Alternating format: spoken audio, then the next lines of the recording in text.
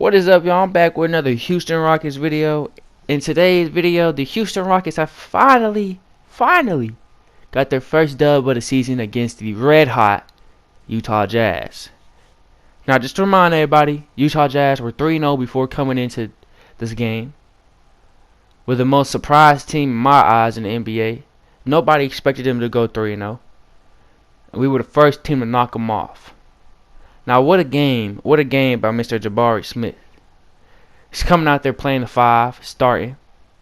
Wasn't expecting that, but it is what it is.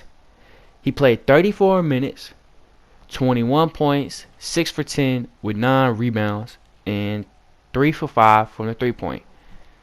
What a game by him. Almost got his first double-double of the season. He finally looked comfortable in the Houston Rockets jersey. And he was doing his thing. Now, one thing I would say he needs to work on is his defense in the paint. Now, I understand he's not a true center, a true 5. But no matter what, you need to work on that defense in the paint. But at the end of the day, we got the dub, so a dub will fix everything in the locker room. So no worries. Now let's move on to Mr. Jalen Green. Mr. Jalen Green with 36 minutes, 25 points, 3 rebounds, 3 assists, 9 for 16 from the field, 4 for 8 from the 3. Now, what a game from Mr. Jalen Green. Mr. Jalen Green came out there and set the tone quick. And ever since then, he was on fire. I love the game from Jalen Green. He did his part. Now, we're going to move on to Mr. Kevin Porter Jr. Now, Kevin Porter Jr. has been struggling. You know, one thing, talking about it right now that I just came up in my mind. Kevin Porter Jr., I hate when he drives in and he tries to pass it out. There's been 2 times yesterday when he drove in and passed it out with a turnover. And I hate that. I feel like if you're gonna drive in, commit. Because he drove in and when he jumped up, you know, obviously he was looking for a pass to pass it out, but he's trying to pass it out to the top of the key or the top of the wing. Now, majority of the time, when you want to do that, you want to pass it out to the corners. Now, if the corners are not crashing, meaning if they're not going in to put more presence in the paint, then just take it up. You already committed yourself to going that way. So that's just one thing I don't like, is when he crashes in and he tries to throw it at the top of the key and it's a turnover, and it messes up the momentum of our game, you know, and it just hurts us. Now let's move on to KJ. KJ had a horrible game last night. Shot 1 for 9 from the field, 1 for 6 from the 3. Now, granted, that he only had 3 points, but the 3 points he scored was at the 4th quarter when we needed to put us up. Because I believe we're only up by like a point, and that 3 kind of gave us some room to breathe. So, yes, he kind of did help us out at the end, but 1 for 9 is not acceptable. He missed dunks, missed alley-oops. The team yesterday was just all over the place. We had so many turnovers. I feel like if we cut down on the turnovers, we could be a top contender, but the turnovers just hurt us. It's like we make a 3, turnover. We make a 3, nobody steps up, and they hit a 3. This is just a repeating thing over and over again. Turnover. No defense. We get a great alley-oop. We get a great highlight play on their team, and they come back down, and it's supposed to be a momentum. We get a stop right here, and we score another time. Okay, now we on fire. But they come down and they hit a 3. It's like, well, fuck. You know, now that I messed up our momentum, now we got to start from scratch all over again. It was just really for nothing, you know. But let's go on to Mr. Eric Gordon. 31 minutes, 13 points, 2 rebounds, 2 assists, 5 for 11, 1 for 4 from the 3. Eric Gordon, a lot of people don't like Eric Gordon. Me personally, I like Eric Gordon. He does what he's supposed to do, which is be a veteran on this team and still show that he can still put up points. Now, what I mean by that is, look, a veteran on this team, there was, I believe, 50 seconds left in the game, and it was tied up. And with Eric Gordon, a veteran on this team, said, give me the ball, let me go score. He went down there, In between. Then boom.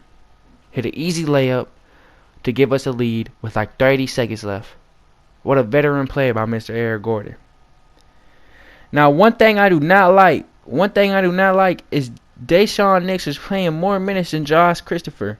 Now, maybe they like Daishawn Nix more than Josh Christopher, but let me tell you the minutes that Josh and Daishawn Nix played yesterday. 22 minutes for Daishawn Nix, 4 minutes for Josh Christopher.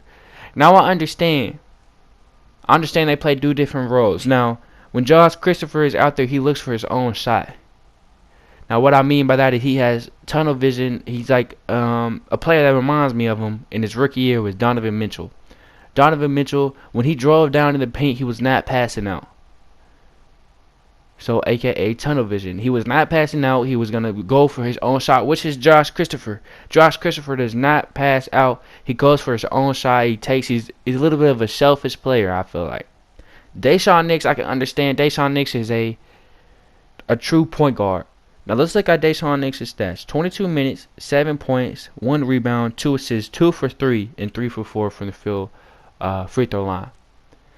Daishawn Nix had a solid game last night. Now, he was struggling towards the end to score a bucket, but looking at his stats, he had a solid night. Now, let's look at Eason's. 19 minutes, 11 points, 9 rebounds, 4 from 12, and 0 from 2 from the three-point. Now, somebody in my comment section said they should play Eason more to help out the defense, which I totally agree with him. I can't think of his name, but somebody in my comment section said that. I totally agree with him. I feel like he should be in the starting lineup. I feel like he should be over KJ. And I feel like that would help out our team so much. Because if he's in 19 minutes, if he's averaging almost a double-double in 19 minutes, just imagine what he's going to do in the starting lineup. Now, we said the same thing about that for Alperen Sengun. Imagine him being in the starting lineup. When he went in the starting lineup, he was not being productive. I like Alperen Sengun coming off the bench. I love Alperen Sengun coming off the bench. I feel like that's what he's best at. That's what he's best at, is coming off the bench. Because when he's starting, he's playing against real starters. He disappears. He disappears. That's what I say. He disappears. Now, I know everybody done seen that fight with Jalen Green and Jabari on the sideline arguing with each other. But those are two dogs. Two dogs that want to win and do not want to start off the season 0 for 4.